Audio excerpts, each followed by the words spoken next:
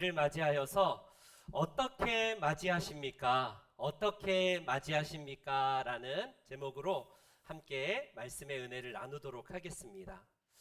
우리는 예수님 믿는 목적이 다양한 것을 보게 돼요. 누구나 다 처음에는 예수님을 순수한 마음으로 만나지는 않습니다. 이래서 어떤 이는요, 교회에 왜 가고 교회를 예배를 드리느냐? 예쁜 여자들 손 한번 잡아보기 위해서 할렐루야 그렇게 하는, 그게 너무 막 이게 가슴이 떨리고, 제 동기들 중에서도 할렐루야 할 때 예쁜 여자 자매가 탁 손 마주치니까 그것 때문에 교회 간다 이러더라고요. 지금은 아주 잘 믿습니다. 어떤 이는 교회 가면 사업이 잘 된다는데, 그래 큰 교회 가서 사업을 조금 더 잘하기 위해서 오시는 경우도 있습니다. 그러다가 예수님을 만나죠. 처음에는 돈이 목적이었다가 나중에는 예수님을 만난다면 얼마나 다행입니까? 우리는 이런저런 다양한 이유로 교회를 처음부터 순수한 마음으로 오지 않고 다양한 모습으로 우리는 교회에 오는 거 사실입니다. 그런데 궁극적으로 우리는요, 누구를 이제 중심으로 와야 되냐면 예수님. 예수님 빼면요, 교회가 존재할 이유가 없거든요. 우리를 구원하실 그분을요, 어떻게 맞이했는지 오늘 본문은 우리에게 보여주는데, 성경에 보면 예수님에 대한 다양한 호칭이 있어요.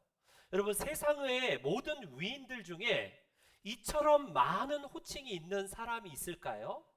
예수님을 일컬어서 성경은 그리스도다라고 대표적으로 얘기합니다. 다윗의 자손 예수다라고 표현하는 곳도 있습니다. 주님 퀴리오스라고 하는 곳도 있고요. 직접적으로 하나님이라고 표현한 도마와 같은 사람도 있어요. 또 어떤 경우에는 선한 목자다, 인자다, 랍비다, 선생이다, 대제사장이다, 하나님의 아들이다, 둘째 아담이다. 예수님의 호칭과 칭호가 이렇게 다양하게 부리고 있는데, 저는 그 중에서 예수님에 대한 호칭이 어때야 되는가? 그 중에 여러분 디모데 전서나 요한 계시록에 딱 세 번 이 호칭이 기록이 되거든요. 어떤 호칭이냐면 예수님을 일컬어서 만왕의 왕이 되시고 만주의 주가 되신다라는 호칭을 세 번 사용합니다. King of Kings. 그러니까 모든 이 땅에 있는 어떤 왕들보다 으뜸 단연코 최고의 왕이고, Lord of Lords. 모든 주인들, 이 땅의 통치자들 중에 가장 높은 통치자라고 성경은 예수님을 증언하고 있어요. 여러분, 이 땅에 대단한 군주들이 있지 않습니까? 우리가 역사적으로 보았던 엄청난 훌륭한 군주와 성웅들이 있어요. 그런 분들보다 가장 단연코 으뜸인 분이 예수님이다라고 성경은 우리들에게 증언을 하고 있습니다. 그렇다면 그 만왕의 왕이 되시고 만주의 주가 되시는 그분이 이번에 이제 오시는데, 역사적으로 여러분 예수님이 12월 25일에 탄생된 것은 성경에 기록도 없고요. 초대교회는 이 탄생보다는 부활에 초점을 맞춰서 이렇게 신앙생활 하다가 나중에 필요에 따라서 로마의 태양력을 그거를 이제 우리가 빌어서 12월 25일로 지킬 뿐이지, 정확한 건 12월 25일 날 예수님이 탄생하셨다라는 기록은 없습니다. 그게 중요한 게 아니라 왜 우리가 그분을 만왕의 왕이고 만주의 주로 섬기는가가 중요합니다. 그래서 만왕의 왕이 되시고 만주의 주가 되신 그분이 2000년 전 이스라엘의 팔레스틴에서 가장 깡촌 중에 깡촌, 그것도 아무도 이름 없는 마을 베들레헴에 오셨습니다. 문제는 여러분, 메시아를 유대인들은 누구나 다 기다렸거든요. 어떤 목적인지는 모르지만 우리 유대를 이 로마로부터 이제 우리를 독립시키고 이 나라를 배불리 먹고 살게 할 그 군주 대신 예수님, 그 메시아가 오실 것을 유대인들은 누구나 다 기다렸습니다. 근데 정작 예수님이 오실 때에 이들의 반응이 인간의 군상들의 모습이 다양한 모습으로 전개가 되었다라는 사실을 오늘 마가는 우리들에게 기록을 하고 있어요. 오늘날도 매한가지입니다. 아마 예수님이 오셨다라고 하면요, 우리의 모습도 이 네 부류의 사람들과 진배가 없을 것 같아요. 거의 비슷한 양상으로 예수님을 맞아들이지 않을까 싶습니다. 그 중에 첫 번째 부류의 사람들은 정치인의 반응이 오늘 본문에 소개가 되고 있습니다. 우리가 알다시피 예수님은 가장 사악한 군주라고 알려진 헤롯 왕 때의 그 통치 시절에 이 땅에 태어나셨어요. 여러분, 헤롯 왕은 성경에 몇몇 사람들이 기록이 되는데, 예수님이 공생에 활동할 때 헤롯은 그 세례 요한의 머리를 참수했던 그 헤롯은 아닙니다. 오늘 본문의 헤롯은 헤롯 대왕이라고 해서 예수님이 태어날 그때에 얼마나 사악하고 얼마나 이 사람이 악명이 높은지 몰라요. 원래 정통 유대인이 아니라 에돔 후손으로서 에서의 에돔 사람입니다. 에돔인. 그런데 그가 유대의 총독으로 오기 위해서 로마 황제에다가 뇌물을 바쳐요. 끊임없이 뇌물 바치다가 결과적으로 이 유대의 이 갈릴리 지역에 결과적으로 총독으로 오게 됩니다. 그런 그는 자기가 바친 돈을 회수하기 위해서 엄청나게 많은 뇌물을 다시 회수하기 위해서 이 유대인들을 얼마나 많이 힘들게 했는지 모르는 왕입니다. 거기다가 여러분, 자기의 권력을 유지하는 데 있어서 이게 반대 세력은 숙청의 역사를 자행했던 너무나 잔혹한 왕이었어요. 그가 후에 더 뇌물을 바쳐서 아예 유대의 분봉 왕으로 아예 자리를 앉습니다. 여러분, 유대의 이 분봉 왕이라고 한다면 통치권을 위임받았고, 물론 허수아비 왕이고 로마의 하수인 역할을 하는 왕이긴 하지만 그는요 정통 유대인들로부터 반발을 샀게 되는데, 그때 사내들인 공회원을 비롯해서 유대 민족들의 봉기가 일어나자 사내들인 공회원들 300여 명을 무참하게 다 학살해 버립니다. 그냥 완전히 철권 통치, 완전히 이게 피비린내 나는 통치를 통해서 아무도 그 세력을 저항하지 못하도록 무참하게 사륙해요. 근데 그게 정적들만이 아니라 자기의 아들과 심지어 장모까지도 다 숙청해 버립니다. 자기의 기득권에 조금만 해가 되는 사람이라면 아들도 상관없어요. 이게 얼마나 무서운 왕입니까? 그런 이 서슬퍼런 시대에 예수님께서 이 베들레헴에 탄생하셨다라는 겁니다.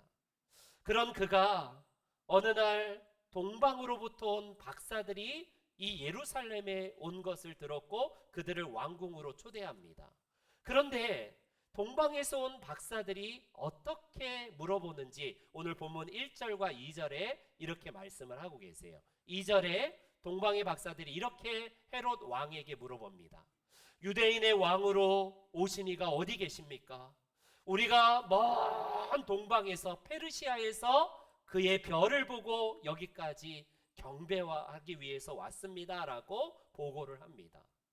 여러분, 지금 시퍼렇게 살아있는 헤롯 왕 앞에서 왕이 어디 계십니까? 라고 물어봐요. 이건 지금 눈치가 없는 사람들인지 도대체 이 왕을 앞에 두고 이 유대의 왕이 어디 있습니까? 라고 물어보고 있어요. 여러분, 헤롯이 순간 얼마나 당혹스럽고 얼마나 괘씸했을까요? 근데 정치인들의 그거 있잖아요. 아주 자기 마음을 싹 숨깁니다. 너그러운 척. 먼 곳에 그 대국 페르시아에서 온 사절단이기 때문에 함부로는 할 수 없어서 뭐라고 합니까? 여러분, 이 사람은요, 헤롯은 지금 눈앞에서 왕이 어딨냐라고 물어보는 이 말, 그게 얼마나 말도 되지 않는 말입니까? 그런데 이 페르시아에서 온 박사들은요, 지금 단순한 세상의 통치자가 아닙니다. 그들은 별을 연구하는 박사들이고 별을 연구하는 그런 사람들인데, 그들이 어떤 이유에서 하나님을 믿었는지는 모르겠어요. 그 별을 단순하게 따라온 것까지는 아니고 진짜 메시아가 이 땅에 오실 것을 저 먼 이방 땅의 사람들이 먼저 영접했다는 사실이에요. 본토 유대인들이 아닌 이방에서조차도 예수님, 우리 주님을 준비하고 있고 그분을 메시아로 받아들인 사람들이 있었다는 증거 아니겠습니까?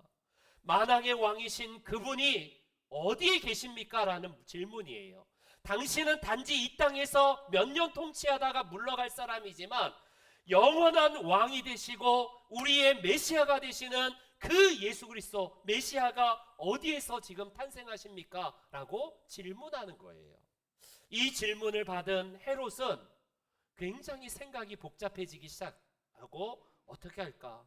그래서 그 박사들을 불러다가 어디에서 태어났는지를 말해줍니다. 그게 7절과 8절이에요. 같이 읽어볼까요? 시작. 박사들을 불러 별이 나타난 때를 자세히 묻고 베들레헴으로 보내며 이르되 가서 아기에 대하여 자세히 알아보고 찾거든 내게 고하여 나도 가서 그에게 경배하게 하라. 여러분 굉장히 모범답안, 굉장히 외교적으로 능수능란한 왕이었다는 사실을 볼 수가 있습니다. 알아보니 우리 메시아는 저기 베들레헴에서 태어났소. 그러니 당신들은 그곳에 가서 먼저 경배하고 어디에서 태어났는지 저에게 말해주면 나도 가서 그 아기께 경배하겠소 라고 모범답안을 얘기합니다. 여러분 겉으로는 주님을 경배하겠다라고 말을 하지만 그 속은 칼을 갈고 있어요. 칼을 갈고 있습니다. 왕? 나 외에 하늘에 두 개는 있을 수 없어 라고 하면서 그 아기를 제거하기 위한 음모를 꾸미고 있는 거예요. 얼마나 무섭습니까? 여러분 이 왕은요, 이 성경 박사들, 율법 학자들로부터 예수님이 어디에 태어났는지 들었으면 어떻게 해야 되겠습니까? 자기가 먼저 가야 될 텐데 이 박사들을 이용해서 결국 아기를, 이 정적을 제거하기 위한 계획을 세웁니다. 그런데 동방 박사들이 그쪽으로 가지 말라는 이 계시를 받고 다른 길로 가는데 16절 그 이후에 헤롯의 반응을 보십시오. 16절 이에 헤롯이 박사들에게 속은 줄을 알고 심히 노하여 사람을 보내어 베들레헴과 그 지경 안에 있는 사내 아이를 박사들에게 자세히 알아본 그때를 기준하여 2살 이하의 아이들을, 남자아이들을 잔혹하게 다 학살해 버립니다. 여러분 얼마나 끔찍한 왕이에요.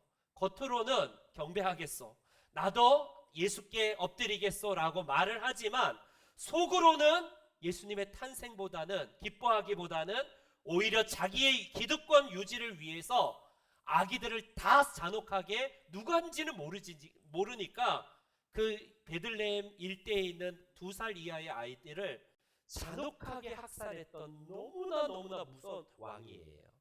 오늘날 여러분 현대판 헤롯과 같은 사람들이 안타깝지만 교회 안에도 있어요. 누굽니까? 우리는 권좌에 앉아서 대통령이나 위정자들은 아닙니다. 그럼에도 불구하고 현대판 헤롯 같은 사람들은 겉과 속이 완전히 달라요. 겉으로는 오늘과 같이 예배드리겠다, 하나님 찬양합니다, 기도하고 찬송도 잘해요. 그런데 결정적으로 자기의 이득, 자기의 어떤 셈법에 따라서 내 의의를 드러내고 내 자랑에 저해가 된다면 이거 못 보는 사람들입니다. 일종의 두 얼굴을 가진 사람이에요. 교회에서는 믿은 척하지만 바깥에 나가면 그 얼굴 자체가 완전히 달라지는 사람들, 이게 현대판 헤롯과 같은 사람들이 오늘날 교회 안에도 있을 수 있다는 겁니다. 겉으로는 예수님을 축하하고 캐럴도 부르고 예배도 드리지만 속으로는 언제든지 나 중심이에요. 내가 언제나 이름 높아져야 되고 내 명예를 챙겨야 되고 내 이득을 위해서는 어떤 사람도 다 제거하려고 하는 아주 무서운 사람들이 있다는 겁니다. 오늘 본문에 나오는 이런 헤롯과 같은 사람들, 여러분 이중적인 사람들이에요. 여러분 헤롯 왕처럼 정치인은 아닐지 몰라요, 우리는. 그러나 우리 모두가 현대판 헤롯처럼 교회 문턱은 왔다 갔다 하지만 그 속마음에는 하나님이 받으실 경배를 내가 가로채려고 하고 내 감정으로 뭔가를 남들이 나를 높여주길 원하고 내가 최고인 양 그렇게 자기 교만으로 살아간다면 헤롯과 별반 차이가 없는 사람이라고 할 수 있습니다. 이게 오늘날도 똑같이 만왕의 왕 되시고 만주의 주가 되시는 그분을 맞이하는 보편적인 세상의 사람들, 이게 첫 번째 부류의 사람이에요. 사랑하는 성도 여러분, 저는 이 자리에 계신 모든 분들이 헤롯과 같은 분이 한 사람도 없기를 축원합니다. 자신의 이득과 기득권 때문에 주님의 그 영광, 그것을 가로채려고 하고 내가 뭔가를 누리려고 하는 이 이기적이고 교만한 마음을 내려놓고 온전히 우리의 모든 왕관을 벗어서 아기 예수 그리스도께 드리시는 우리 성도님들 되시기를 축원합니다. 두 번째, 정치인이 아니라 종교인들의 반응도 오늘 본문에는 기록이 되고 있어요.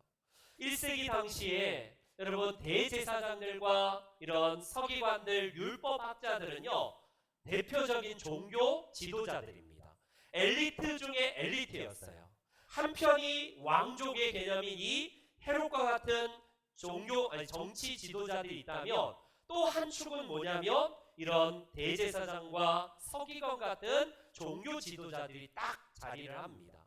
이들은 말 그대로 백성을 대신해서 제사를 집례하고 율법을 가르치는 그런 위치에 있는 전문적인 성경 박사들입니다. 이들은요 늘 율법을 연구하면서 사는지라 율법에 있는 모든 것들 토시 하나도 틀리지 않고 다 아는 사람들이에요. 완전히 성경 박사죠. 오늘 보면 4절과 5절을 한번 보겠습니다. 헤롯 왕이 이 동방 박사들이 와서 어디서 메시아가 태어나냐라고 물어볼 때 헤롯은 잘 모르거든요. 전문가가 아니기 때문에 그 전문가인 이 대제사장과 율법학자들 서기관에게 물어보는 내용이 나옵니다. 4절과 5절 같이 읽어볼까요? 시작. 백성의 서기관들을 모아 그리스도가 어디서 나겠느냐 물으니 이르되 유대 베들레헴 이오니 이는 선지자로 이렇게 기록된 바. 여러분 이들은 묻자마자 잠깐 왕이시여 죄송합니다. 제가 가서 성경을 좀 보고 나서 연구한 다음에 알려드릴게요. 저도 잘 몰라요. 이런 게 아니라 물어보면 족족 답을 합니다. 얼마나 대단한 사람이에요? 우리는 어디서 그런 말씀이 있지? 잘 모르는데 미가 선지자가 그런 말씀을 했습니다. 우리가 기다렸던 메시아는 베들레헴입니다 라고 바로 즉각적으로 막힘없이 답을 해요. 얼마나 성경에 정통한 사람들입니까? 여러분 이 근거를 이 대제사장들과 서기관은 어디서 근거를 가져오느냐 그것까지 말합니다. 미가서 5장이에요. 함께 읽어봅시다. 시작. 베들레헴 에브라다야 너는 유다 족속 중에 작을지라도 이스라엘을 다스릴 자가 내게서 내게로 나올 것이라. 그의 근본은 상고에 영원에 있느니라.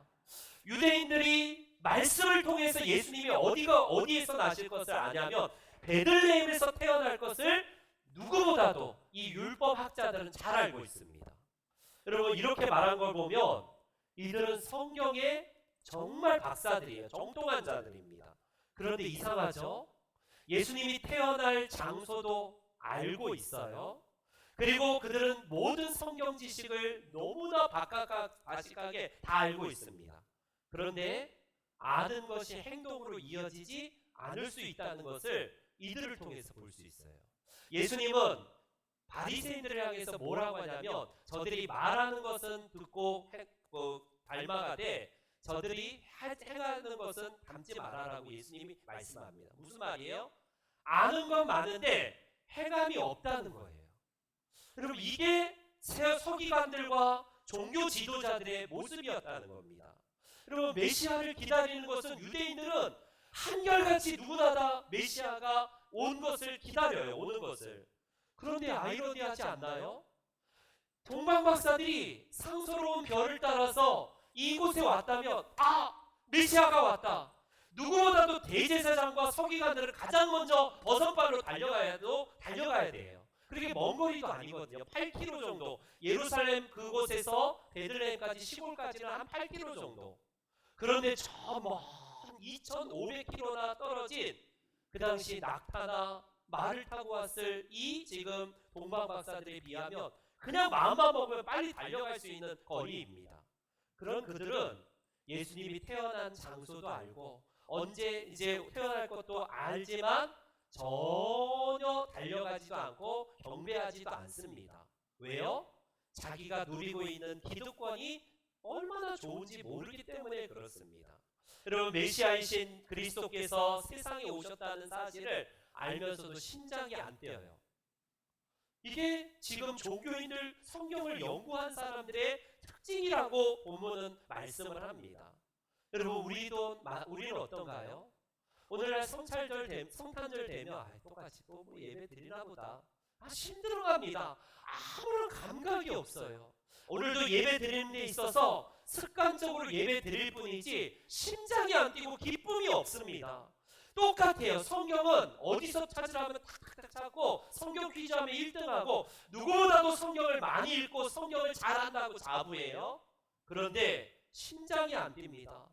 그리스도를 맞이할 준비, 하나님을 사랑하는 마음이 다 싸늘하게 식어버려 있어요. 그냥 형식적인 성경 아는 것만 머리에 가득한 채 행함이 없습니다. 행함이 없어요. 야고보서 기자는 2장에서 이렇게 말을 해요. 영혼이 없는 몸이 죽은 것처럼, 당연히 시체죠. 마찬가지로 행함이 없는 그 믿음 자체가 믿음이 아니라 죽어있다라고 말합니다. 여러분, 나더러 주여 주여 하는 자마다 다 구원받지 않는다고 예수님이 말씀하신 것처럼 주님이라고 부르는데 행함이 없어요. 행함이 없습니다. 여러분, 여기서 행함은 뭘 말할까요? 구원 얻는 행함을 말할까요? 성경은 구원 얻기 위해서는 우리의 행함은 절대로 필요 없다고 해요. 그런데 우리가 구원받은 이후에 행함으로 드러나지 않으면 그 사람의 믿음이 참된 믿음이냐라고 성경은 물어봅니다. 우리가 믿음은요, 우리에게 뿌리라면요, 행함은 자연스럽게 열리는 열매예요. 열매. 그런데 이 지금 종교 지도자들은 머리로는 성경 지식이 가득하고 잘 알지만 행함이 없습니다. 죽은 믿음이에요.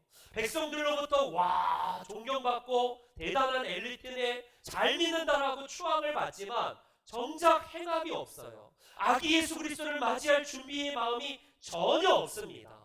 오늘 본문에 등장하는 이런 종교인들과 같이 오늘도 우리도 그런 모습으로 예배하고 있지는 않은지요. 예배하면서도 내 마음이 정말 주님을 사모하면서 기쁨으로 달려갔던 이 동방박사들의 마음처럼 그렇게 달려오십니까? 아니면 잘 안 드리면 뭔가 좀 찜찜하고 그냥 꺼림직해서 교회에 예배 드리는 거 아니겠어요? 여러분, 현대판 대제사장과 서기관들, 그게 비단 여러분 세상 사람들 모습이 아니라 교회에 나와 있는, 교회 안에 있는 불신자들이 있다는 것을 말하는 겁니다. 교회 재직들 가운데, 심지어 목회자들 가운데에서도 그냥 형식적으로 설교하고 목회할 뿐이지 진정으로 아기 예수 그리스도를 맞이할 준비, 정말 마음을 다하여서 하나님 사랑하여서 우리가 목회하고 그런 게 아니라 그냥 형식적으로 한다면 그 사람은 현대판 이런 종교인들과 똑같다는 겁니다. 주님은 이런 자들을 향하여서 어떻습니까? 회칠한 무덤이라고 해요. 회칠한 무덤. 아무리 겉에 무덤을 예쁘게 꾸며 놓아도 그 속에는 썩어있는 시체가 있는 것처럼 똑같습니다. 우리가 사랑하는 성도 여러분, 우리는 성경을 잘 알아야 돼요. 성경으로 무장해야 되는 거 사실입니다. 성경을 읽어야 되고 성경 공부도 해야 되고 베스트 성경 우리 대학에 들어와서 양육을 받아야 돼요. 그런데 그걸 자랑해서는 안 됩니다. 우리의 성경 지식을 자랑하는 게 아니라 그 성경 지식이 우리의 손발로 살아내는 실천하는 삶을 자랑하고 그렇게 주님을 자랑하며 높이시는 우리 귀한 성도님들 되시기를 주의 이름으로 축원합니다. 아멘. 세 번째로 사업가들, 경제인들의 반응도 나와요.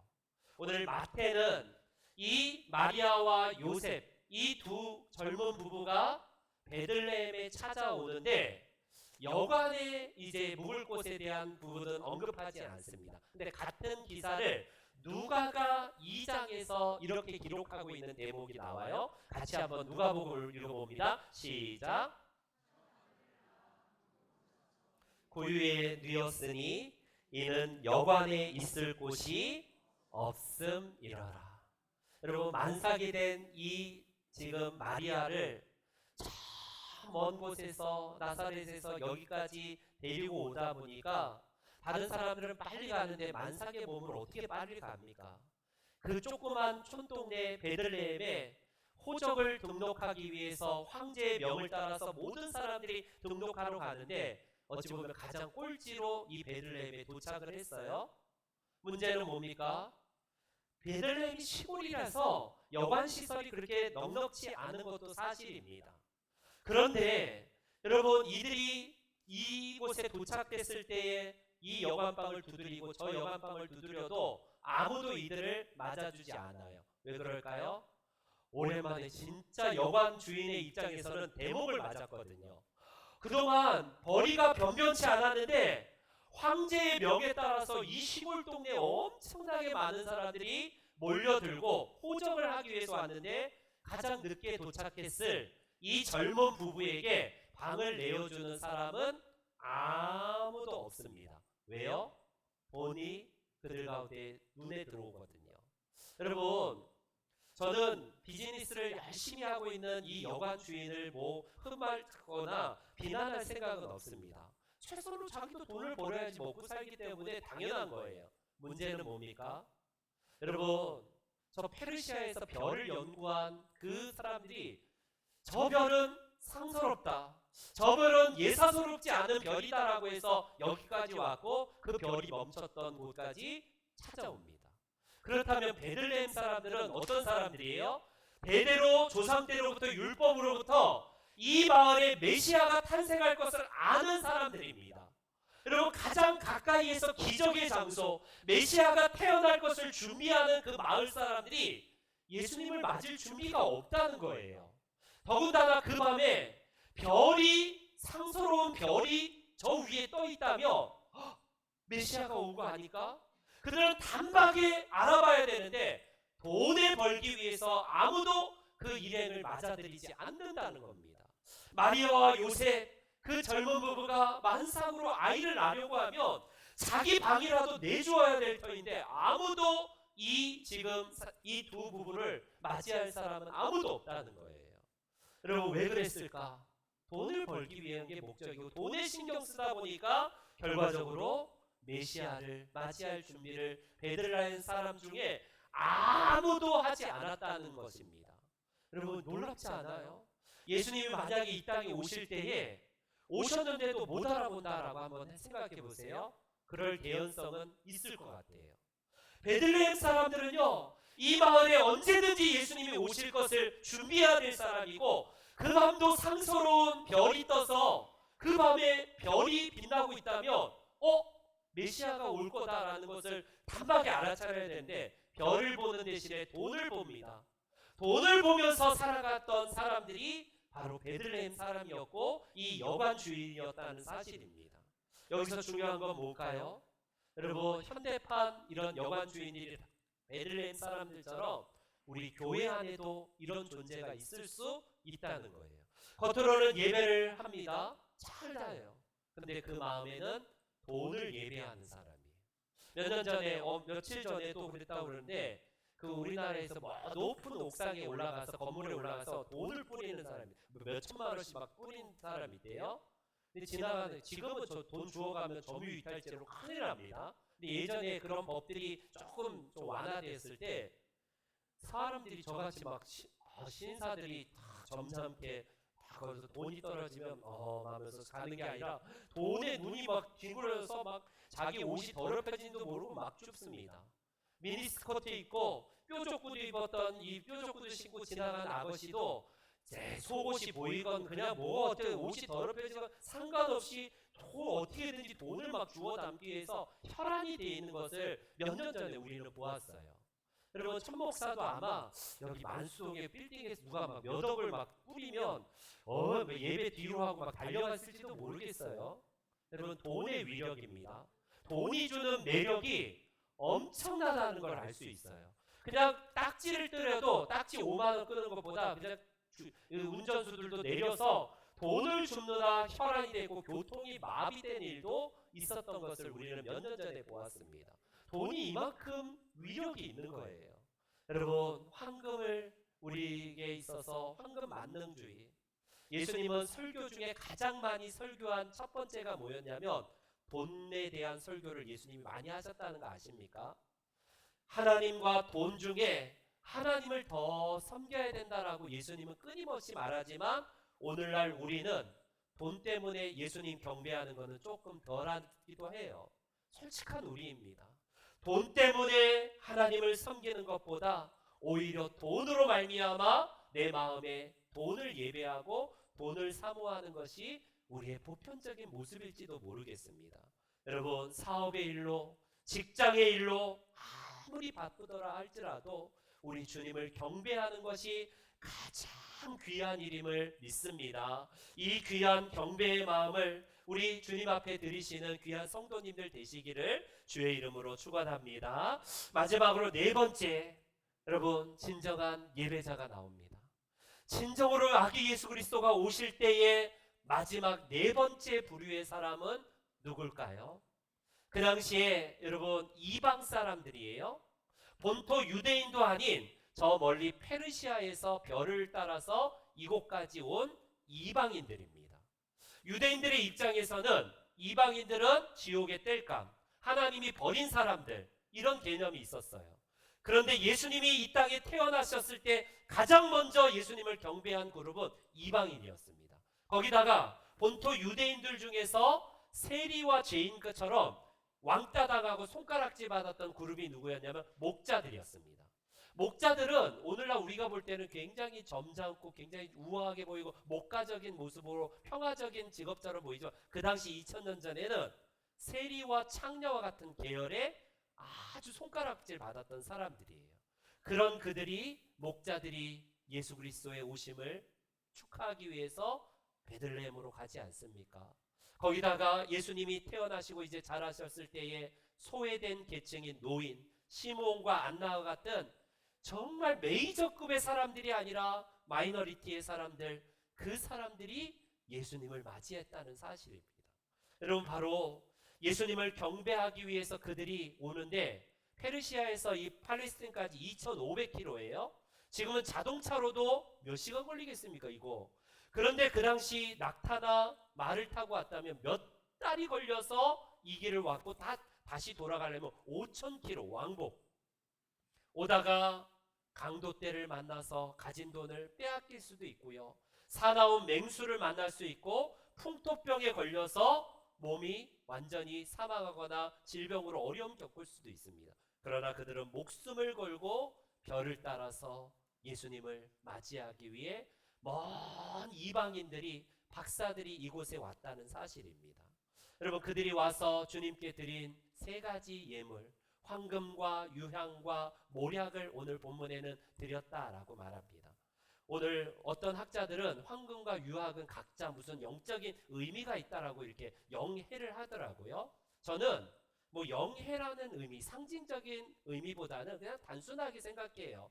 가장 귀한 것으로 하나님의 아들 되신 예수님께 드렸다는 겁니다. 자기가 가진 것 중에서 가장 귀한 것으로 아기 예수, 그 메시아로 오실 분을 경배하였다라는 겁니다.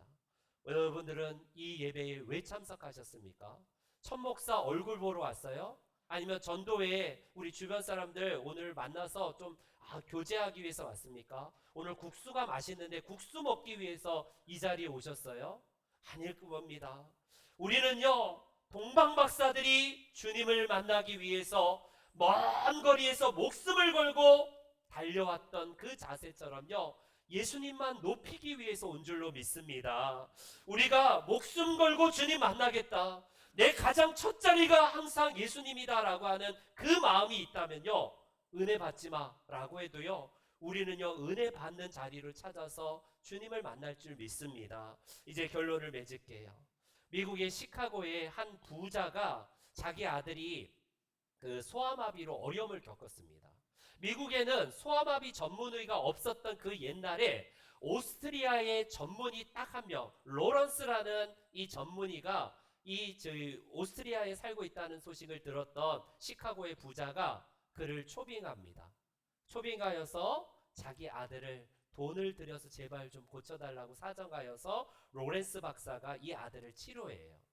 근데 여러분, 그 시카고뿐만 아니라 미국 전역에 소아마비로 어려움 겪는 아이들이 얼마나 많습니까? 그런데 매스컴에 이제 로렌스 박사가 도착했다는 사실을 알았던 가난한 집 어머니가 자기 아들도 고치려고 하는데 돈이 없기 때문에 차마 아들을 고치지 못해요. 이 로렌스 박사가 부자의 아들을 치료하고 돌아가기 전날 그는 조깅을 하다가 갑자기 폭우를 만나는데 그 가난한 여인집에 몸을 피하면서 죄송하지만 잠깐 제 몸을 좀 피하는 장소를 좀 제공해 주시고 따뜻한 우유 한 잔만 주시면 안 되겠습니까? 라고 할 때에 그 어머니가 가난해서인지 냉대합니다. 죄송하지만 우리 집에는 당신을 맞을 집이 방이 없습니다. 죄송합니다. 라고 쫓아내보내요. 근데 어머니가 나중에 그 조깅하는 사람이 누구인지 알고 깜짝 놀랐습니다. 바로 부잣집 아들을 고쳐준 로렌스 박사가 조깅하다가 비를 피해서 그 집에 들어갔는데 결국 쫓긴 받기듯이 나갔다는 거예요. 여러분 나중에 후회해도 때는 늦었습니다.